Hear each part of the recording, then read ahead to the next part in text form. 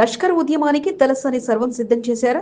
ఇంటికొకరు రావాలన్న పిలుపుతో ప్రతి ఒక్కరు ఉద్యమంలో భాగస్వాములయ్యారా? దయచేసి మన ఈ మట్టితోని ఈ భూమితోని ప్రేమ ఉన్నటువంటి ప్రతి ఒక్కళ్ళు ఇంటికి ఒకళ్ళ చొప్పున రావాల్సినటువంటి అవసరం ఉన్నది.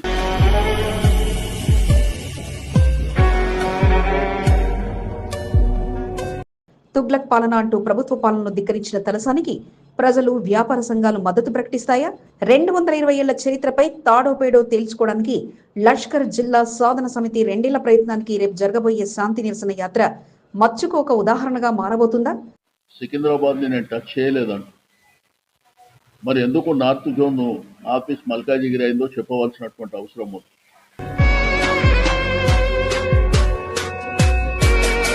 గులాబీ పార్టీ పెద్దలంతా తరలి వస్తున్న వేళ కాంగ్రెస్ ప్రభుత్వం అడుగు వెనక్కి వేస్తుందా?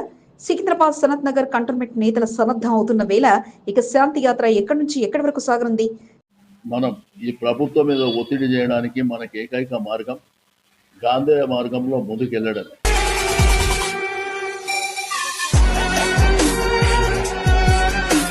శాంతి యాత్రతో మొదలయ్యే యుద్ధాన్ని ఎంతవరకు తీసుకెళ్లడానికి నేతలు సిద్ధమవుతున్నారు? లష్కర్ ప్రాంత నాయకుడిగా తలసానికి ఈ ఉద్యమం పరువు సమస్యగా మారబోతుందా? శాంతి యాత్రను విజయవంతం చేస్తే ఇక ప్రభుత్వం భయపడనుందా? Watch focus. తలసానికి పరువు సమస్య ఈనాటి ప్రత్యేక కథనం మీ ఎస్బీ న్యూస్ తెలుగు ఛానల్లో. అసలు పని వదిలేసి ఈ తుగ్లక్ పాలన చేయడం అనేది సరైనటువంటి పద్ధతి కాదు. కాంగ్రెస్ ప్రభుత్వం అధికారంలోకి వచ్చిన నాటి నుంచి అంతకుముందు ప్రస్తావన ఉన్న కాంగ్రెస్ పార్టీ అధికారంలోకి వచ్చిన తర్వాత మాత్రం డీలిమిటేషన్ ప్రక్రియలో లష్కర్ జిల్లా ఏర్పాటు ఉద్యమంలా మారింది.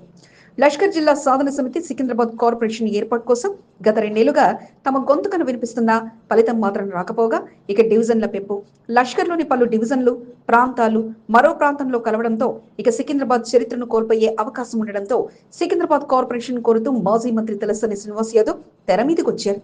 ఇటు సికింద్రాబాద్ కంటోన్మెంట్ ప్రాంత ముఖ్య నేతలను కలుపుకొని లష్కర్ జిల్లా ఏర్పాటులోనే మన ప్రాంతం అభివృద్ధి చెందుతుందన్న ముఖ్య ఉద్దేశంతో ఉద్యమానికి వెన్నెముకగా నిలిచారు.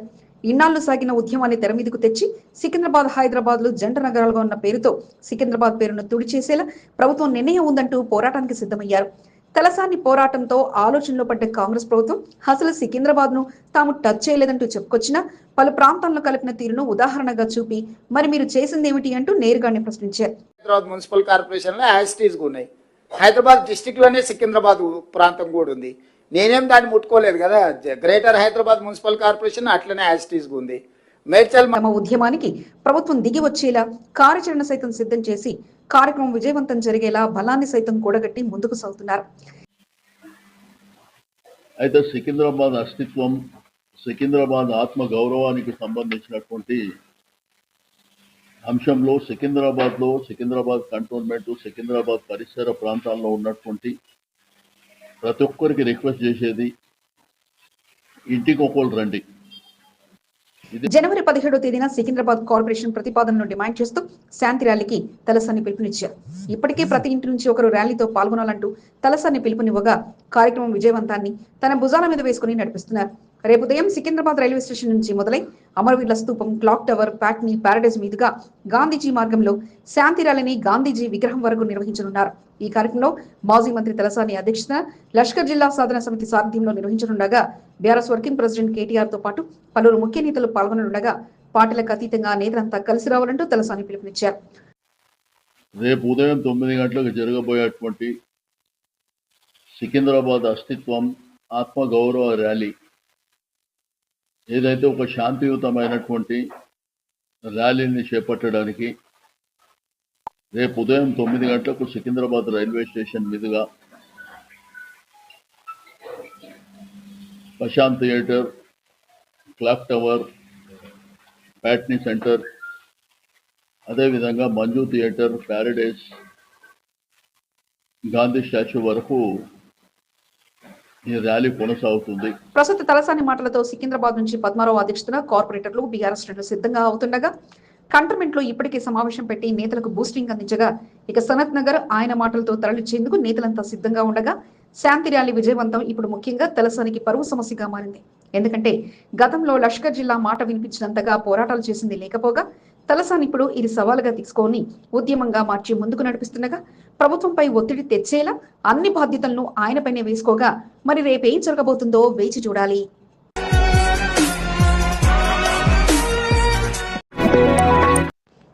శనివారం ఉదయం లష్కర్ ప్రాంతంలో భారీ శాంతి ర్యాలీ కొనసాగనుంది. లష్కర్ కార్పొరేషన్ ఏర్పాటు చేయాలనే డిమాండ్ను మాజీ మంత్రి తలసాని శ్రీనివాస్ యాదవ్ ఆధ్వర్యంలో సికింద్రాబాద్ ప్రాంతంలో శాంతి ర్యాలీ కొనసాగనుంది. సికింద్రాబాద్ ప్రాంతం నుంచి పెద్ద ఎత్తున స్వచ్ఛంద సంస్థల ప్రతినిధులు, బీఆర్ఎస్ పార్టీ నాయకులు, కార్యకర్తలు, వ్యాపార సంస్థల ప్రతినిధులు పాల్గొననున్నారు. సికింద్రాబాద్ చిలకలగూడ నుండి ప్రారంభమయ్యే రూట్ మ్యాప్ ను పోలీసు విభాగం అధికారులతో కలిసి లష్కర్ జిల్లా సాధన సమితి అధ్యక్షుడు గుర్రం పవన్ కుమార్ పరిశీలించారు. Mahankali ACP Harish Kumar, Chilakalguda ACP Shashank Reddy, inspector Anudeep, Mahankali inspector Ramesh గౌడ్లతో కలిసి సికింద్రాబాద్ రైల్వే స్టేషన్ నుండి ఎంజీ రోడ్ గాంధీ విగ్రహం వరకు రూట్ మ్యాప్ ను పరిశీలించారు. పెద్ద ఎత్తున ర్యాలీలో ప్రజలు పాల్గొనడం ఉండడంతో ఎటువంటి అవాంఛనీయ సంఘటనలు చోటు చేసుకోకుండా ముందస్తుగా పోలీసులు బందోబస్తుపై దృష్టి పెట్టారు. ర్యాలీ నిర్వహించే వారితో కోఆర్డినేషన్ చేసుకుంటూ రూట్ మ్యాప్ ను అధికారులు పరిశీలించారు. శనివారం ఉదయం నిర్వహించే ర్యాలీలో వేలాది మందిగా తరలివచ్చి లష్కర్ కార్పొరేషన్ నినాదాన్ని ప్రభుత్వానికి తెలిసేలా తమ గలాన్ని విప్పాలని గుర్రం పవన్ కుమార్ పిలుపునిచ్చారు. కాంగ్రెస్ ప్రభుత్వ వైఖరిని ఎండగడుతూ సికింద్రాబాద్ కార్పొరేషన్ డిమాండ్ను ప్రభుత్వానికి తెలియజేసేలా పెద్ద ఎత్తున శాంతి ర్యాలీలో పాల్గొనాలని గుర్రం పవన్ కుమార్ విజ్ఞప్తి చేశారు.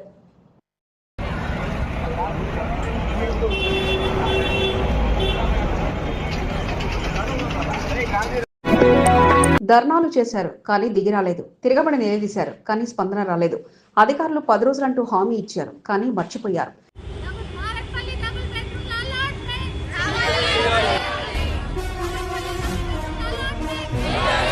నేతలు ఆ 10 దాటితే యుద్ధమే అన్నారు కానీ అడుగు ముందుకేయడం లేదు. అంతా బాస్ ఇష్టానుసారంగా అంటే ఆయన మీద ఆశలు పెట్టుకున్నారు కానీ ఆయన కూడా కరుణించలేదు.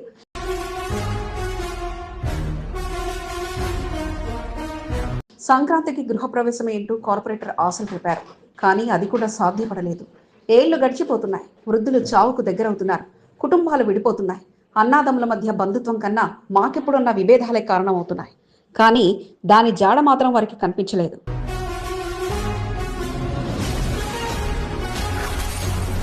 చేతికి వచ్చినట్లు కనిపిస్తున్న చెయ్యి దాకా వచ్చింది కాస్త మరలా సర్కారు పెట్టెలో పడిపోయినట్లుగా ఉంది వారి పరిస్థితి.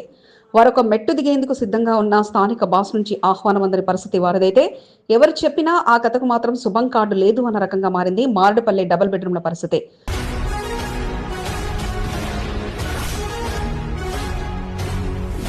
కంటోన్మెంట్ మారడుపల్లి డబుల్ బెడ్రూమ్ కు ఆరంభం ఉంది కానీ అంతం మాత్రం లేదు అన్న రకంగా పరిస్థితి మారిపోయింది. వారు ప్రభుత్వానికి స్థలం ఇచ్చిన నాటి నుంచి లెక్కేస్తే వారు కట్టిన కిరాయిలతో కాస్తో కూస్తో వారి ఉండే రకంగా డబుల్ బెడ్రూమ్ ఫ్లాట్లు కొనుక్కోవచ్చు అన్నది జగమరిన సత్యమే కాగా ఆ సత్యాన్ని అర్థం చేసుకుని ప్రభుత్వం మాత్రం అందించకపోవడం వారి ఇంకా ఆశలతో తమ సొంతింటి కల నెరవేరుతుందని ఎదురు చూస్తూనే ఉన్నారు. కోర్టు ఉత్తర్వులతో చేయిదాకా వచ్చింది కాస్త మరలా వెనక్కి వెళ్లడంతో ఇక ఎటూ తేల్చుకోలేని పరిస్థితి వారిదైతే మా స్థలం తీసుకొని మాకు రాసిచ్చిన పత్రం ప్రకారం మా ఇంట్లో మాకు ఇవ్వండి మహాప్రభు అంటూ మొరపెట్టుకున్న ఫలితం మాత్రం రావడం లేదు. ప్రస్తుతం కార్పొరేటర్ కొంత దీపికా నరేష్ సారథ్యంలో కలెక్టర్ కార్యాలయం ముందు ధర్నా నిర్వహించారు. ఎంపీ ఈటెల రాజేంద్ర సైతం వారికి మద్దతుగా నిలిచి ప్రభుత్వ పెద్దలను నిలదీయడంతో కాస్త సమయం ఇవ్వమంటూ కోరారు. ఆ కాస్త సమయం 10 రోజులుగా డిసైడ్ చేసి ఇక తేదీ దాటితే నేరుగా గృహప్రవేశం చేస్తామంటూ హెచ్చరించారు. అనంతరం అటు నుంచి ఏ విధమైన జవాబు రాకపోవడంతో కార్పొరేటర్ కొంత దీపికా నరేష్ కూడా కలెక్టర్తో పాటు గ్రేటర్ మంత్రిని కలిసి మొరపెట్టుకోగా ఇక సంక్రాంతికి మంచి ముహూర్తాన చేసేద్దామంటూ హామీ ఇచ్చినా వాటిని మాత్రం ఆచరణలో మాత్రం పెట్టలేదు. ఒకటే ఇంట్లో ఈ 2 కుటుంబాలు అప్పటికే 3 కుటుంబాలు కూడా ఉన్నాయి. పేదరికం ఉండడం వల్ల దానిని అడ్జస్ట్ అయ్యి తప్ప పాపం వాళ్ళకి వేరే దిక్కులు లేదు. అయితే వాళ్ళు ఏమన్నారంటే మేము నిజంగానే మా కోసం వచ్చేది కాబట్టి మేము ఇస్తాం, మా జాగాలు ఇస్తాం, కానీ మాకు ఎన్ని కుటుంబాలు ఉన్నాయో మా జాగ ఎంత పోతుందో దాన్ని బట్టి మాకు ఇల్లు ఇవ్వమని చెప్పారు. ప్రస్తుతం ఈ వ్యవహారంలో కీరులంటే స్థానిక ఎమ్మెల్యేగా శ్రీ గణేష్ ది స్వామిమాలతో ఆయన ఆనాడు అందుబాటులో లేకపోవడం, అనంతరం అసెంబ్లీలో ఆయన బిజీగా మారడం, ఇక అనంతరం ఆయన అందుబాటులో ఉన్న లబ్ధిదారులకు ఉన్న వారితో పాటు ఎమ్మెల్యేకు మధ్య సయోధ్యకన్నా విభేదాలు ఎక్కువగా కనిపిస్తున్నాయన్న ప్రచారం సాగుతుంది. వారంతా కలిసి లెక్క తేల్చారు. ఎమ్మెల్యే వారి లెక్కకు ఆమోదం తెలిపారన్న రకంగా పరిస్థితి మారితే ఎమ్మెల్యే చెప్పినట్లు విని ఇక ముగింపు పలుకుదామని లబ్ధిదారులకున్న ఎవరు మెట్టు దిగరు, ఎవరు వెళ్లి కలిసి ఆయనకు వివరించాలన్నది ప్రశ్నగా మారింది. ఆయన పలకరు, వీరు కలవరు, ఇక ఇద్దరు కలిస్తే ఏదో ఒకటి తేలుతుందంటే ఇద్దరి మధ్య సయోధ్య కుదిచిన వారు లేకపోగా ఇక ఎప్పుడు కొత్తగా విచారణ కంటూ వచ్చిన అధికారులు కాస్త సర్వే పేరుతో కిరాయికుంటున్న వారి వివరాలు సేకరించడంతో తమకు నోటీసులు పంపించేందుకు ఇదంతా ఎవరో కావాలని చేస్తున్నారంటూ పలువురు ఆందోళనలో ఉన్నారు. ఎమ్మెల్యే కోపతాపాలు పక్కన పెట్టి దర్జాగా విషయం తేటతెల్లం చేస్తారనుకుంటే నా దాకా బంతి వచ్చినప్పుడే చూస్తా అన్నట్లుగా ఆయన తీరుండగా ఇక ఎటూ తేల్చుకోలేక లబ్ధిదారులు నలిగిపోతున్నారు.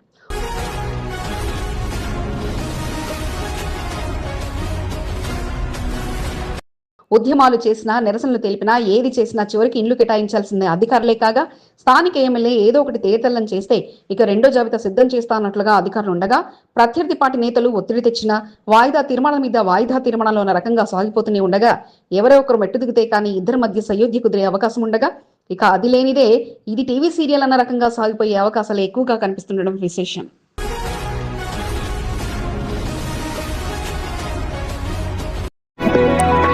చైనా మాంజాను విక్రయిస్తున్న పలువురిని సికింద్రాబాద్ జోన్ పోలీసులు అరెస్ట్ చేశారు. చైనా మాంజా విక్రయించవద్దంటూ ఇప్పటికే పోలీసులు పలుమార్లు హెచ్చరించినా వారు మాత్రం మారకపోగా గుట్టు చప్పుడు కాకుండా విక్రయిస్తున్నారనే సమాచారంతో చిక్కడపల్లి డివిజన్ కాచిగూడ పోలీసులు దాడులు నిర్వహించారు. చైనా మాంజా విక్రయిస్తున్న 12 మందిని అరెస్ట్ చేయడంతో పాటు వారి నుంచి 162 చైనా మాంజాలను బాబిన్స్ను స్వాధీనం చేసుకున్నారు. వీటి విలువ 1,88,000 వరకు ఉండగా చైనా మాంజాను విక్రయించే వారిపై చట్ట ప్రకారం కఠిన చర్యలు తీసుకుంటామని సికింద్రాబాద్ డీసీపీ రక్షిత తెలిపారు. 15 days నుంచి సికింద్రాబాద్ జోన్లో పోలీస్ స్టేషన్ పరిధిలో ఒక ఎస్ఐఏ ఆధ్వర్యంలో స్పెషల్ టీమ్స్ పెట్టాము. సో మనకి మొత్తం జోన్లో 3 ఇంపార్టెంట్ పెద్ద కేసెస్ అయినాయి. ఆల్మోస్ట్ 162 చైనీస్ మాంజా బాబిన్స్ దొరికింది. ఇది value almost 2 lakhs worth of Chinese manja. ఇది ఫస్ట్ వచ్చేసి కాచిగూడ పిఎస్ చిక్కడపల్లి డివిజన్లో ఇది కేసు నమోదు చేశారు. Crime number 19/2026 section 223(115) of environmental protection act పెట్టాము. ఈ ఫస్ట్ కేసులో చూస్తే మనకి ఒక క్రెడిబుల్ ఇన్ఫర్మేషన్ వచ్చింది. మన ఇన్ఫార్మెంట్స్ మనకి ఇన్ఫర్మేషన్ ఇచ్చిన తర్వాత ఒక కిరాణా షాప్, ఇక్కడ మోతీ మార్కెట్లో కిరాణా షాప్ నడిసే వాళ్ళు నమూలా సంతోష్ కుమార్ అండ్ నమూలా పుష్ప, వాళ్ళ దగ్గర ఒక 51 బాబిన్స్ మనకి దొరికింది. వాళ్ళని మేము అడిగిన వల్ల వాళ్ళు చెప్పారు మనకి వాళ్ళు ధూల్పేట్ నుంచి ఒక మల్కాజ్గిరి జోన్ పోలీస్ అధికారులు రోడ్డు ప్రమాదాల నివారణ లక్ష్యంగా ప్రత్యేక సమావేశాలు ఏర్పాటు చేశారు. పోలీస్ కమిషనరేట్ పరిధిలో ఉన్న traffic law and order police సిబ్బంది జోరుగా అవగాహన కార్యక్రమాలపై దృష్టి పెట్టారు. అలైవ్ కార్యక్రమాలపై ప్రజల్లో విస్తృతంగా కార్ఖానా పోలీసులు తీసుకెళ్తున్నారు.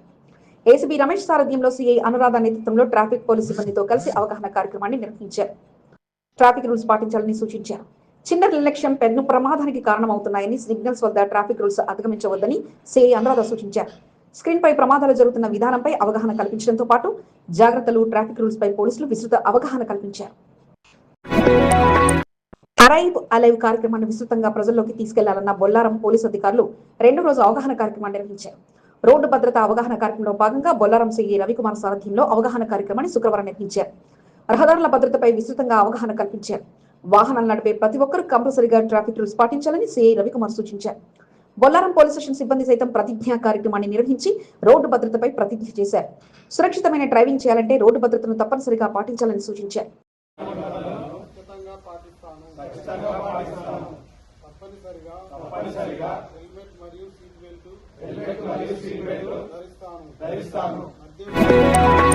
మారడపల్లి పోలీస్ స్టేషన్ లో పోలీస్ అధికారులు విస్తృతమైన అవగాహన కార్యక్రమాన్ని నిర్వహించారు. సిఐ నోముల వెంకటేష్ ఆధ్వర్యంలో జీహెచ్ఎంసీ కార్యాలయం, కంటోన్మెంట్ బస్ డిపోలో ఉద్యోగులకు అలైవ్ కార్యక్రమాన్ని నిర్వహించారు. ఈ సందర్భంగా రహదారుల భద్రతపై అవగాహన కల్పించారు. ప్రతి ఒక్కరూ ట్రాఫిక్ రూల్స్ పాటించి ప్రమాదాలను నివారించాలని సిఐ నోముల వెంకటేష్ సూచించారు.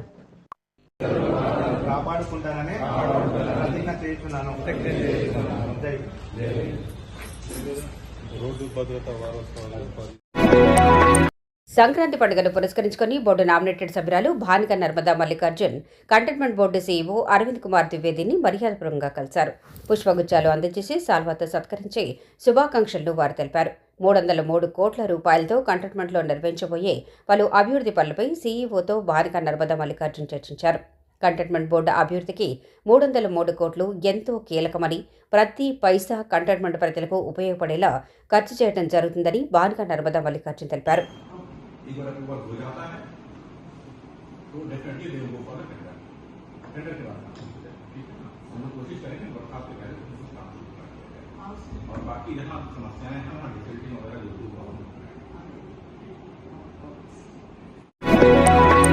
సంక్రాంతి పండుగను పురస్కరించుకుని సికింద్రాబాద్ ఎమ్మెల్యే పద్మారావు, ఉద్యమ నాయకుడు సానాది శ్రీనివాస్ శుక్రవారం మర్యాదపూర్వకంగా కలిశారు. పుష్పగుచ్చాలు అందజేసి శాల్వాతో సత్కరించి సంక్రాంతి శుభాకాంక్షలను సానాది శ్రీనివాస్ తెలిపారు. ఉద్యమ నాయకుడిగా పద్మారావుతో కలిసి ఉద్యమంలో పాల్గొన్న సానాది శ్రీనివాస్ ప్రతి సంవత్సరం ఏ పండుగ వచ్చినా సికింద్రాబాద్ ఎమ్మెల్యే పద్మారావు కలుస్తూ ఆయన ఆశీర్వాదాలను తీసుకుంటూ వస్తున్నారు.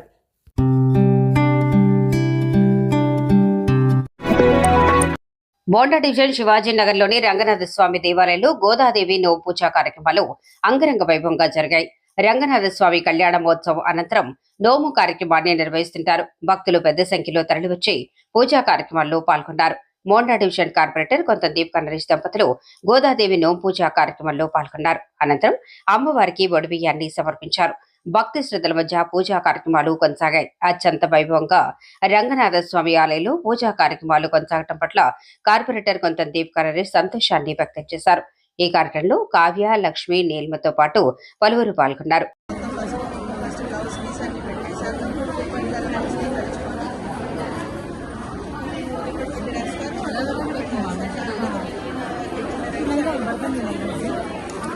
రంగనాథస్వామి ఆలయంలో ఒడిబియ్య పూజా కార్యక్రమాలు ముగించుకున్న అనంతరం ఆవుల మందలోని కన్యకాపరమేశ్వరి దేవాలయంలో జరిగిన పసుబొట్టు కార్యక్రమంలో కొంత దీప్ నరేష్ పాల్గొన్నారు.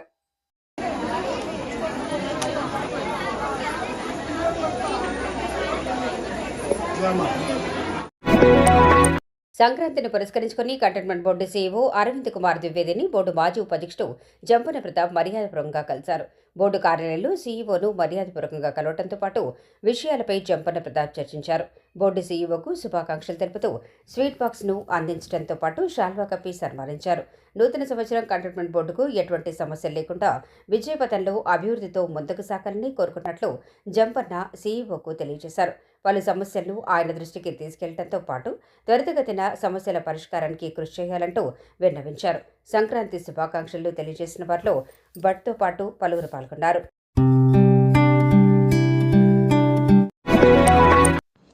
ఒకరు ఉద్యమ నేత, మరొకరు డివిజన్లో పట్టున్న నేత. కంటోన్మెంట్లో ఆ ఇద్దరు బీఆర్ఎస్ నాయకుల హవా కొనసాగుతుంది. పైకి ఇద్దరు కలిసి ఉన్నప్పటికీ ఇన్ఛార్జ్ పదవి దక్కించుకునేందుకు ఎవరి ప్రయత్నంలో వారున్నారు. తలసాని ఆధ్వర్యంలో లష్కర్ కార్పొరేషన్ కొరకు నిర్వహిస్తున్న శాంతి ర్యాలీలో తలసానిని ఆకట్టుకునేందుకు ఎవరి ప్రయత్నంలో వారున్నారు. కంటోన్మెంట్ లో గజ్జల నాగేష్, టీఎం శ్రీనివాసులు జోరు. ప్రత్యేక కథనం మీ ఎస్ఏబీ న్యూస్ తెలుగు ఛానల్లో.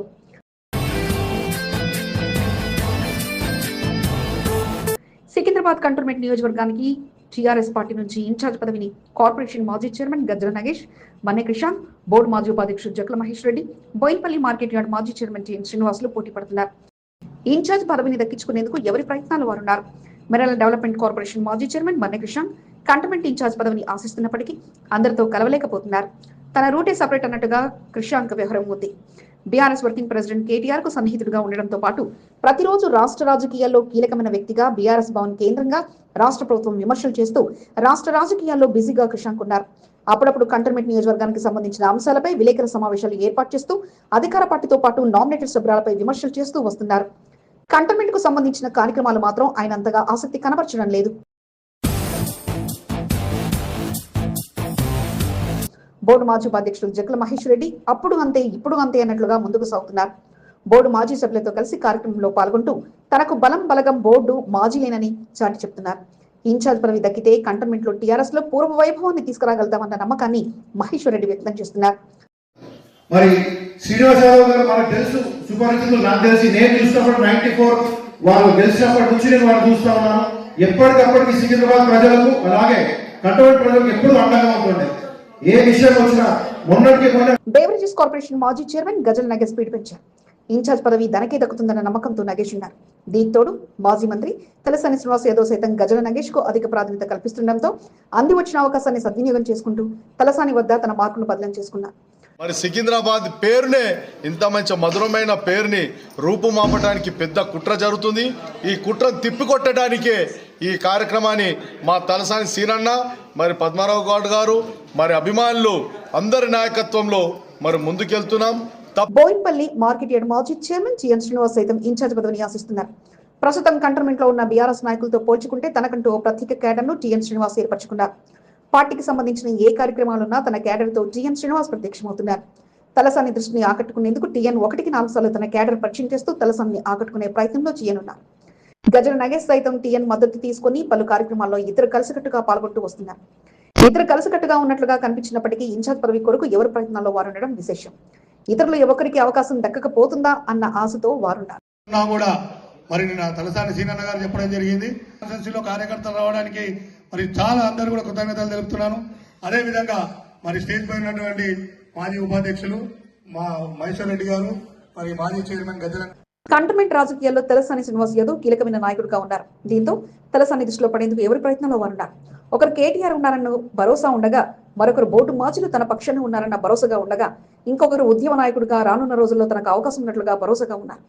క్యాడర్ను కలిగి ఉన్న మరో నాయకుడు తనకు సైతం అవకాశం దక్కకపోతుందా అన్న ఆలోచనతో పావులు కలుపుతున్నారు. నలుగురు 4 విధాలుగా ఇన్ఛార్జ్ పదవి దక్కించుకునేందుకు ప్రయత్నాలు కొనసాగిస్తున్నారు. తలసాని పిలుపుతో లష్కర్ కార్పొరేషన్ ఏర్పాటు కొరకు నిర్వహిస్తున్న శాంతిరాల్లో పాల్గొని తమ బలాన్ని నిరూపించుకోవాలన్న తపనతో ముగ్గురు ఆశావాహులున్నారు. మరి కేటీఆర్ను నమ్ముకున్న నాయకుడికి అవకాశం దక్కుతుందా, లేక తలసాని నమ్ముకున్న నాయకుడికి అవకాశం దక్కుతుందా, ఇన్ఛార్జ్ పదవి కేటాయిస్తారా లేదా అన్నది పార్టీ శ్రేణుల్లో ఉత్కంఠను రేపుతుంది. కంటోన్మెంట్ జోడీ బ్రదర్స్ లో ఒకరైన రాజు జన్మదిన వేడుకలు ఘనంగా జరిగాయి. 4వ వార్డుకు చెందిన ఏఎల్ ఆనంద్ ఆధ్వర్యంలో రాజు జన్మదిన వేడుకలను నిర్వహించారు. వికెట్ కార్యాలయంలో తన అనుచర వర్గంతో కలిసి కేక్ కట్ చేయించి శుభాకాంక్షలు తెలిపి వేడుకలను ఆనంద్ నిర్వహించారు. కార్యక్రమంలో శత్రు, జ్ఞానేశ్వర్, రోషన్, శేఖర్, రాజేష్, ఝాన్సీ తదితరులు పాల్గొన్నారు.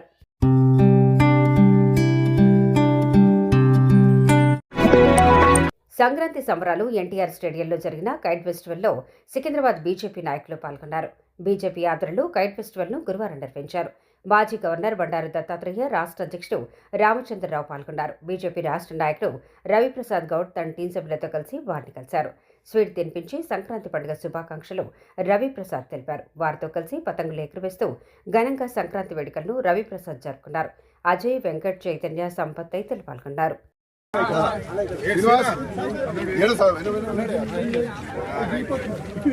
మీకు ఈ వీడియో నచ్చినట్లయితే లైక్ చేయండి, షేర్ చేయండి. ముందుగా కింద ఉన్న సబ్స్క్రైబ్ బటన్ పై క్లిక్ చేయండి. ఎల్లప్పుడూ అప్డేట్ సమాచారాన్ని పొందండి.